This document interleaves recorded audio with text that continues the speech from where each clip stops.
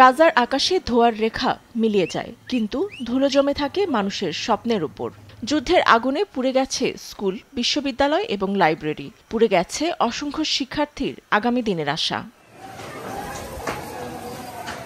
জাতিসংঘ বলছে গাজায় ধ্বংস হয়ে গেছে ৯৭% শিক্ষা প্রতিষ্ঠান। এর মধ্যে ৯১% চালু করতে হলে প্রয়োজন বড় ধরনের পুনর্নির্মাণ।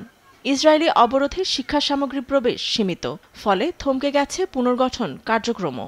এই বাস্তবতায় ১৯ বছরের ইয়াসমিন আল জানিন এখন তাঁবুর ভেতরে বসে ধুলোমাখা অক্ষত কিছু বই সাজাচ্ছেন। একসময় পড়াশোনায় মগ্ন থাকা ইয়াসমিনের এখন দিন কাটছে সম্পূর্ণ অনিশ্চয়তায়।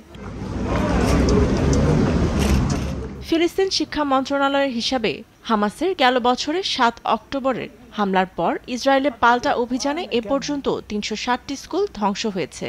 শিক্ষামন্ত্রী আমজাদ বাহরাম বলেন, এই ধ্বংসযজ্ঞ আমাদের সন্তানের ভেতরের আশাকে হত্যা করেছে। আমরা অনেক দিন ধরে বলতাম বাঁচতে চাই, পড়াশোনা করতে চাই, ভ্রমণ করতে চাই, এখন শুধু এক মুঠো খাবার চাই। যেদিন আমাদের বিশ্ববিদ্যালয় প্রাঙ্গণে বোমা হামলা হয়েছে, সেদিন আমার সকল স্বপ্ন ধ্বংস হয়ে গেছে। নতুন করে স্বপ্ন দেখার ইচ্ছা মরে গেছে। আমরা এখন ওই ধ্বংসাবশেষে আশ্রয় নিয়েছি। গাজার ভাঙাচোরা শ্রেণীকক্ষগুলো আজও অপেক্ষা করছে কবে সেখানে বইয়ের পৃষ্ঠা উল্টানোর শব্দ শোনা যাবে, ব্ল্যাকবোর্ডে আলো জ্বলজ্বল করবে।